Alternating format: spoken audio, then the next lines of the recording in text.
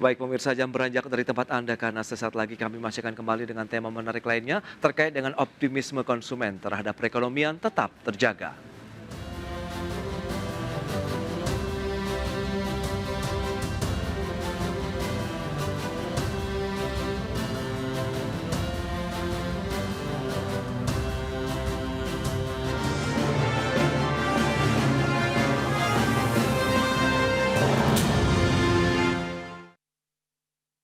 Itu TOD diawali dengan grafis atau gimana? Push up, Rip, push up. Ada Hadi nggak? Halo Pak Roy, apa kabar? Pak Roy, terima kasih sudah menunggu, mohon maaf ya Pak. Halo Mas Denny, apa kabar? Halo. Siap, terima kasih atas waktunya juga nih. Kita akan ngobrol-ngobrol. Optimisme konsumen terhadap ekonomi masih tetap terjaga. Wow, ini menarik ini. Keren.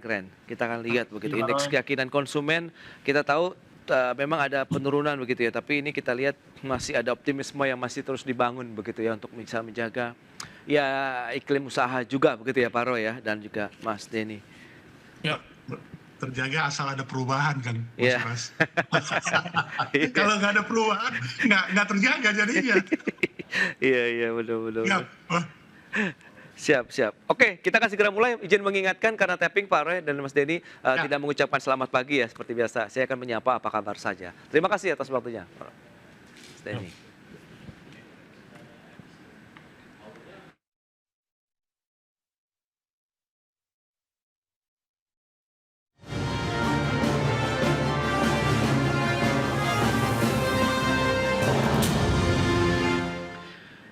Ya, pemirsa, Bank Indonesia mencatat indeks keyakinan konsumen di bulan Agustus 2025 pada level 117 dan angka ini pun menjadi level terendah sejak September tahun 2022.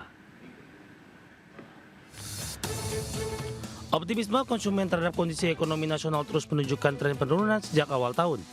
Hasil survei konsumen Bank Indonesia pada Agustus 2025 mencatat, indeks keyakinan konsumen sebesar 117,2 turun dari posisi Juli 2025 yang tercatat di 118,1. Secara tahunan, indeks keyakinan konsumen Agustus 2025 merupakan yang terendah dalam setahun terakhir. Lebih rendah dibandingkan Agustus 2024 yang masih berada di level 124,40. Meski menurun, BI menegaskan keyakinan konsumen masih berada di zona optimis. BI mencatat terjaganya keyakinan konsumen ditopang oleh indeks ekspektasi konsumen dan indeks kondisi ekonomi saat ini. Indeks ekspektasi konsumen berada di level 129,2, relatif stabil dari Juli di angka 129,6. Sementara indeks kondisi ekonomi tercatat di 105,1, turun dari bulan sebelumnya di angka 106,6. Jakarta, Tim Liputan, ADX Channel. Baik pemirsa, untuk membahas tema kita kali ini, optimisme konsumen terhadap perekonomian masih tetap terjaga. Kita sudah tersambung melalui Zoom bersama dengan Bapak Roy Nicholas Mande, Chairman Affiliation Global Retail Association. Kemudian sudah bergabung juga Mas Denny Yuarta Junifta, peneliti Indef. Langsung saja kita sapa ini. Halo Pak Roy, apa kabar? semangat. Baik, kabar baik dan tetap semangat ini Pak Roy. Dan Mas Denny apa kabar? Baik, sehat selalu. Baik, terima kasih juga atas waktu yang sempatkan. Tadi menarik sudah disampaikan begitu Bank Indonesia sudah merilis data indeks keyakinan konsumen 117,2. Ini masih tetap optimis. Tapi sebelumnya kita akan review terlebih dahulu terkait dengan pergerakan angka indeks keyakinan konsumen dari Indef begitu di sepanjang tahun berjalan. Anda melihat seperti apa kecenderungannya, kemudian seperti apa realisasinya di lapangan begitu, silakan Mas Denny. Ya, baik. Memang indeks keyakinan konsumen ini memang tertekan ya. Ini termasuk menjadi salah satu yang terendah ya dibandingkan periode yang sama pada tahun 2022 atau sekitar 3 tahun yang lalu ya.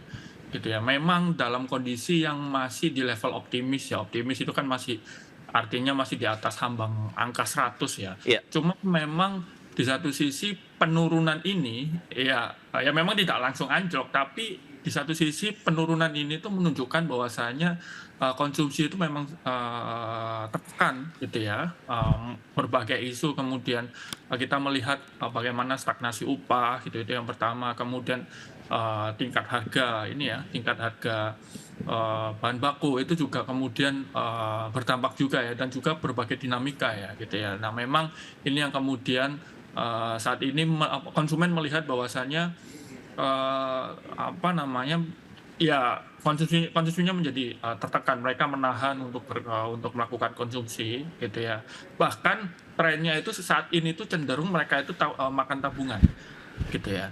Nah, makan tabungan ini juga terkonfirmasi juga dari survei yang dilakukan BI juga terkait dengan pengeluaran gitu ya. Bahwasanya pengeluaran untuk tabungan ya, jadi maksudnya adalah berapa bagian yang disisakan oleh konsumen untuk menabung itu memang ternyata itu turun, baik di seluruh level kategori pendapatan. Yang terbesar memang ada di angka sekitar pengeluaran responden ya, golongan pengeluaran sekitar 4 sampai 5 juta itu sekitar turunnya bahkan sekitar 4% lah ya, dibandingkan dengan 2 tahun yang lalu, dan 4 sampai 5% gitu. Dan untuk kategori masyarakat yang ada di sekitar pengeluaran 2 juta itu juga turunnya cukup dalam, sekitar 3,6% dibandingkan beberapa tahun belakang. Nah, ini artinya bahwasanya konsumen itu saat ini sedang terpuruk ya, terkait dengan daya belinya. Pendapatannya mungkin semakin terbatas karena secara kesejahteraan secara real ya itu berkurang ya, karena peningkatan harga bahan baku gitu ya. Meskipun pendapatan sama misalkan, tapi ketika bahan bakunya itu meningkat, harga barang pokoknya meningkat, itu secara kesejahteraan memang menurun. Nah, dampaknya apa? Dampaknya terhadap kemudian porsi-porsi untuk tabungan itu yang harusnya porsinya itu dialokasikan untuk tabungan, itu kemudian dialokasikan untuk konsumsi gitu ya. Jadi Baik. itu yang kemudian indikator itu yang kemudian mengkonfirmasi kondisi saat ini. Baik Mas Denny. Nah, Pak Roy, dari sisi Anda melihat bagaimana agar dari berarti realisasinya begitu ya, di lapangan itu seperti apa? Cenderungan dari IKK meskipun masih berada di level optimis begitu ya, Anda melihat ini terkorelasi dengan kondisi tadi yang mungkin Indef sudah sampaikan, ada pelemahan daya beli masyarakat saat ini begitu Pak Roy? Ya, jadi kembali lagi bahwa kita masih dalam keadaan yang belum baik ya. Tidak baik-baik saja ya. Ini harus tentunya menjadi satu kalimat yang terus memicu atau membawa kepada perubahan-perubahan ataupun apa yang disebut dengan kebijakan-kebijakan populis yang tentunya harus dikedepankan. Apalagi kita ketahui terjadinya reshuffle kemarin, adanya Menteri Keuangan yang baru, tentu kita berharap banyak kebijakan fiskal yang menjadi ranah daripada Kementerian Keuangan itu betul-betul sangat dijaga dan substantif, itu melihat dari sektor-sektor, berbagai sektor, serta kenyataan lapangan. Jadi bukan policy yang top down, tetapi policy yang memang didapat dari informasi ataupun fakta yang terkini dari lapangan. Nah, situasi atau kondisi saat ini mencerminkan bahwa memang belum baik-baik saja, dengan tetap masih adanya Rojali dan Rohana. Ya, Rojali dan Rohani belum pulang kampung. Dia tetap masih berada di berbagai kota dan itu memberi dampak. Lihat malls ya, lihat pusat belanja saat ini ya, ketika mereka hanya datang ke malls untuk refreshing ya, bukan melakukan pembelanjaan. Dan tentunya satu sisi pembelanjaan memang berkurang, tetapi makanan dan minuman memang meningkat ya, meningkat hampir sekitar double digit ya, hampir sekitar 8-9%, karena memang mereka kunjungan hanya untuk makan dan minum. Padahal yang menciptakan konsumsi itu adalah pembelanjaan. Konsumsi rumah tangga itu adalah pembelanjaan yang sifatnya bahan pokok, bahan sehari-hari, atau bahan persediaan buat di rumah ya, dan seterusnya. Nah, jadi kita melihat bahwa tercerminlah dengan indeks kepercayaan konsumen 118 pada bulan Juli ya, kemudian sekarang turun menjadi 117,2 ya, jadi 118,10 turun ya lebih kurang hampir 1 poin. Nah, saya ada catatan yang saya mau sharingkan bahwa penurunan 1 poin, anggaplah PDB kita 2025 23.000 triliun ya. Jadi kalau penurunan 1 poin IKK itu, kalau di dalam asumsi daripada Bank Indonesia melakukan survei, itu lebih kurang sekitar 6,3 triliun ya. Jadi dengan angka estimasi 0,05% penurunan 1 poin itu akan menurunkan 6,3 triliun. Jadi kondisinya kalau naik 1 poin berarti akan meningkatkan 6,3 triliun, lebih kurang seperti itu. Nah, asumsi seperti itu akan memberi dampak kepada pertumbuhan ekonomi kita. Ketika kita naik 5 poin berarti ada 30 triliun peningkatan dari konsumsi rumah tangga. Sebaliknya kalau kita turun 5 poin juga akan minus 30 triliun. Nah ini yang harus dicermati. Jadi penurunan 1 poin itu memang mungkin masih pada level optimis karena memang di atas angka 100 itu adalah angka di atas moderate. Iya. Di bawah 100 maka itu sudah nilai daripada pelemahan. Tetapi kita baca banyak rambu ya yang terjadi saat ini. Misalnya kalau tadi kita lihat indeks kepercayaan konsumen, kita lihat inflasi kita. Ini turun ya, inflasi di bulan Juli dengan Agustus itu turun hampir sekitar 0,8 poin, 0,7 poin. Jangan sampai terjadi deflasi. Nah, ini kan yang selalu kita jaga. Kalau deflasi itu bukan soal bagaimana kelebihan supply, tapi justru karena memang permintaan yang melemah. Nah, permintaan yang melemah ini kan akan mendorong kepada konsumsi rumah tangga yang melemah. Nah, ini ada korelasinya dengan indeks kepercayaan konsumen tadi. Kemudian jumlah uang yang beredar juga. Ya, jumlah uang beredar ketika meningkat jumlah uang beredar berarti ada uang yang dikeluarkan dari tabungan, dari deposit untuk membelanjakan kehidupan sehari-hari. Nah, ini juga harus dicermati. Ya, jadi berbagai faktor atau sinyalemen ini yang sudah terlihat atau sudah terdampak itu mengkonfirmasi dengan situasi kondisi di lapangan. Ya. Nah, kondisi di lapangan ketika kita ketahui bahwa ini catatan, saya tidak membicarakan polemik yang terjadi ketika 5,12% itu dipertanyakan untuk semester 1. Tetapi kita lihatlah dari sisi apa yang sudah diterangkan secara formal oleh pemerintah. 5,12 itu 54,5% adalah konsumsi rumah tangga. Ya. Jadi betapa pentingnya konsumsi rumah tangga itu dijaga ketika kita mau jaga 5%. Ya, sementara konsumsi rumah tangga apa yang harus dilakukan? Nah, ini kan yang selalu kami sampaikan bahwa beda antara stimulus dan subsidi. Ya, untuk meningkatkan konsumsi rumah tangga atau daya beli bukan hanya subsidi yang diperlukan. Ya, subsidi seperti pengurangan tiket pesawat, kemudian pengurangan tiket tol, ya itu adalah itu bagian daripada diskon atau subsidi. Tapi justru stimulus yang diperlukan. Ya, misalnya PTKP kita 4,5 juta atau 54 juta satu tahun, 4,5 juta sebulan, 54 juta setahun. Apakah ada corridor untuk menaikkan PTKP itu? Ya mungkin tidak menjadi harapan yang sekarang sedang digaungkan 7,5 juta ya, PTKP-nya per bulan atau 90 juta per tahun. Tapi diambil tengah misalnya. Walaupun memang akan mempengaruhi rasio pajak. Rasio pajak kita memang dari tahun ke tahun turun sekitar 1-2%. Sekarang sekitar 10,74. Tahun lalu lebih tinggi ya rasio pajaknya. Memang akan berdampak kepada penurunan pajak. Tapi kita melihat pengalaman yang terjadi ketika kondisi ini bisa dibenahi ketika ada kenaikan 4,5 juta PTKP pada tahun 2022-2021, itu memang hanya waktu 1-2 tahun memang terjadi anomali dalam hal pendapatan. Tapi setelah itu pendapatan pajaknya bagus. Artinya apa? Ada adjustment yang akan dilakukan berkaitan dengan daya beli karena PTKP-nya dinaikkan. Nah, jadi ada banyak faktor yang harus dilakukan oleh pemerintah sebenarnya, dan mumpung ini Kementerian Keuangan yang baru yang sudah menjanjikan bahwa menaikkan pajak bukan satu-satunya cara untuk kebijakan fiskal yang populis, ya kita buktikan. Kita buktikan peningkatan daripada wajib pajak, kemudian pengurangan atau juga konfirmasi yang tegas kepada pengemplang pajak.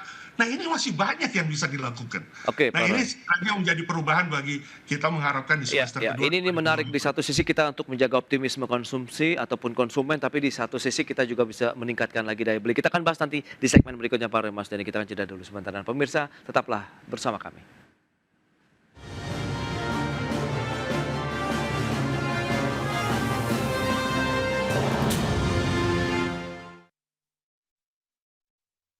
Izin saya sampaikan infografis sebentar Pak Roy, Mas Denny. Siap. Mumpung menteri baru kita geber dulu nih. Ada indeks konsumen cenderung turun, proporsi pendapatan konsumen sama inflasi tahunan. Siap. Kita kasih pencerahan buat Menteri Keuangan dulu ini. 117,2. Wow. Oke.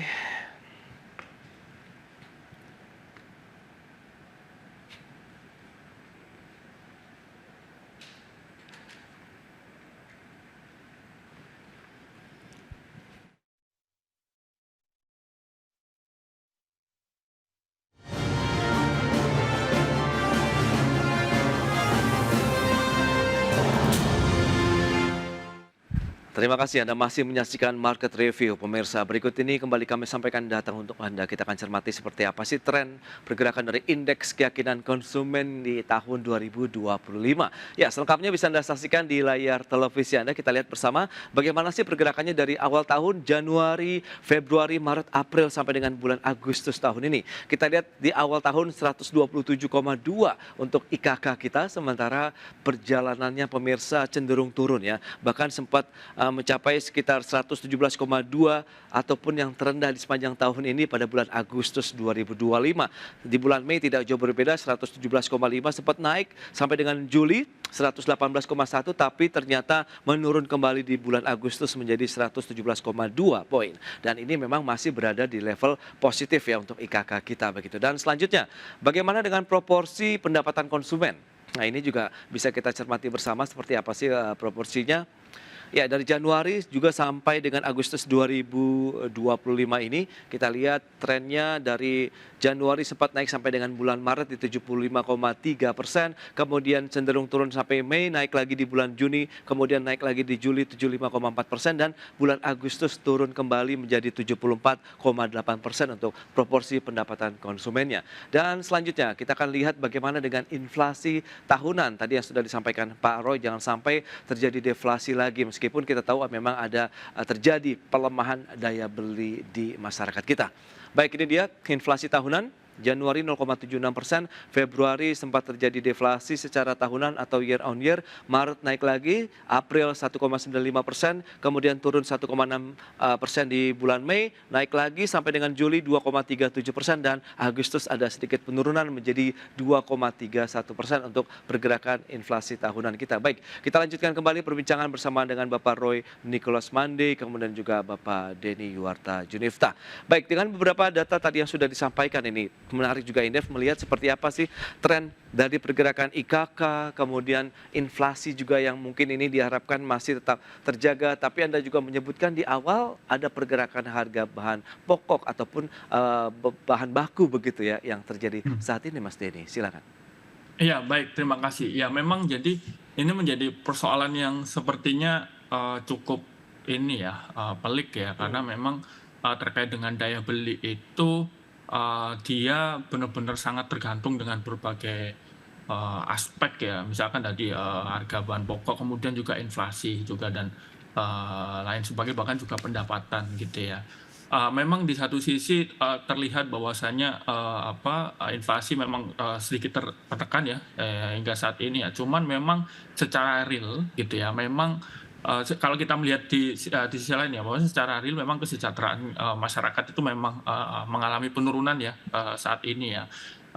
Kalau dibandingkan pasca pandemi itu, tingkat dari pendapatan konsumen, pendapatan masyarakat atau upah real itu hanya meningkat sekitar 2% gitu ya, secara tahunan gitu ya, sekitar 2%. Bahkan kalau kita dibandingkan dengan inflasi yang 2-3% itu secara kesejahteraan itu memang terjadi minus ya di situ ya. Nah, ini yang kemudian menyebabkan menjadi salah satu sinyal ya bahwasanya pendapatan masyarakat itu tidak cukup optimal ya dalam menopang terjadinya konsumsi ya. Itu yang pertama. Nah, terus yang kedua, kenapa kemudian hal itu terjadi? Memang ada beberapa hal, misalkan terkait dengan dinamika dan ketidakpastian ekonomi. Ini terkait juga dengan informalitas gitu ya. Lapangan kerja kemudian terbatas, akhirnya porsi dari penduduk informal ini meningkat seperti itu. Nah, porsi dari penduduk informal meningkat, maka kita semakin sulit untuk kemudian melakukan tracing terkait dengan pertama jaminan mereka, jaminan sosial mereka itu yang pertama. Terus yang kedua, tingkat pendapatan mereka itu semakin sulit untuk di tracing karena benar-benar tidak menjadi tidak pasti gitu ya. Terlebih kemudian porsi dari informalitas ekonomi di Indonesia itu mayoritas memang masyarakat kelas mikro ini berbeda kemudian dengan kelas yang lain, karena misalkan hari ini mereka berjualan cilok, misalkan besok mereka bisa jadi akan langsung shifting karena misalkan ciloknya tidak laku, dia langsung dengan mudah shifting ke lapangan usaha yang lain, atau bisa jadi mereka menjadi pengangguran. Nah, ini yang kemudian menjadi riskan. Nah, terus kemudian yang ketiga, nah ini saya pernah mengolah ya terkait data survei sosial dan ekonomi nasional gitu ya, Susenas ya, dari BPS. Memang sekitar 210 juta masyarakat, itu hampir 3/4 ya berarti ya, 3/4 dari masyarakat Indonesia itu pengeluaran per bulannya itu di bawah 1,9 juta rupiah. Nah, itu Oke.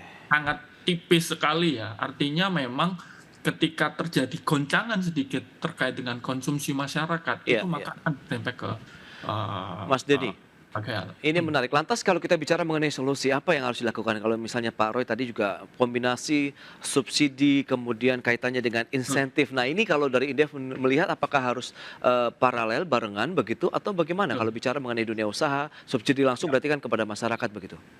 Ya betul, memang dari dua sisi ya.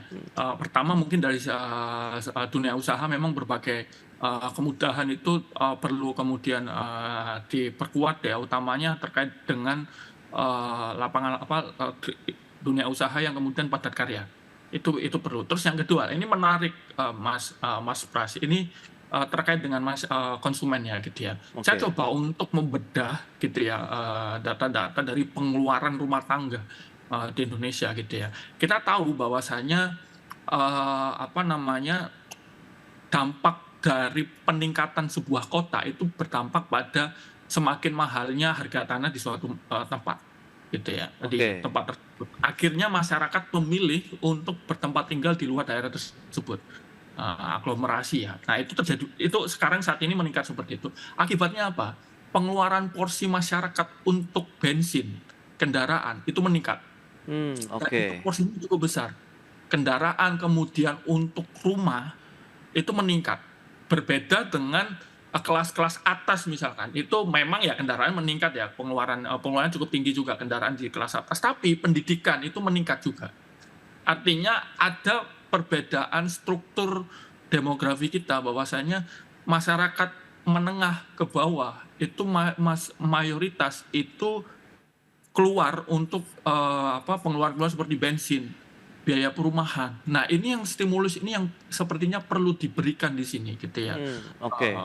Makanya kalau kita lihat ada sedikit goncangan terkait harga minyak itu, daya beli benar-benar langsung terkontraksi. Juga demikian juga insentif-insentif bagaimana kemudian kredit-kredit murah untuk akses rumah ini juga menjadi perlu, Mas Pras. Jadi ini yang kemudian harapannya bisa memberikan buffer gitu ya kepada masyarakat agar pengeluaran terbesarnya ini bisa tercover Ya. dengan baik gitu ya, sehingga dia bisa mengalokasikan uangnya untuk konsumsi, peningkatan daya beli dan juga tabungan. Ini yang juga menjadi perlu, Mas. Oke, itu dia beberapa strategi yang perlu dicermati begitu. Nah, Pak Roy, lantas dari retail sendiri melihat bagaimana begitu untuk menyikapi kondisi saat ini? Perlukah ada inovasi baru kah? Atau mungkin ya kita tahu sekarang omni channel lah kalau bisa dikatakan begitu, pada saat kita memasarkan produk, kemudian insentif juga masih dibutuhkan, atau seperti apa untuk menjaga optimisme dari masyarakat kita nih, tingkat konsumsi kita yang sebagai penopang ekonomi masih tetap terjaga sampai dengan akhir tahun, Pak Roy?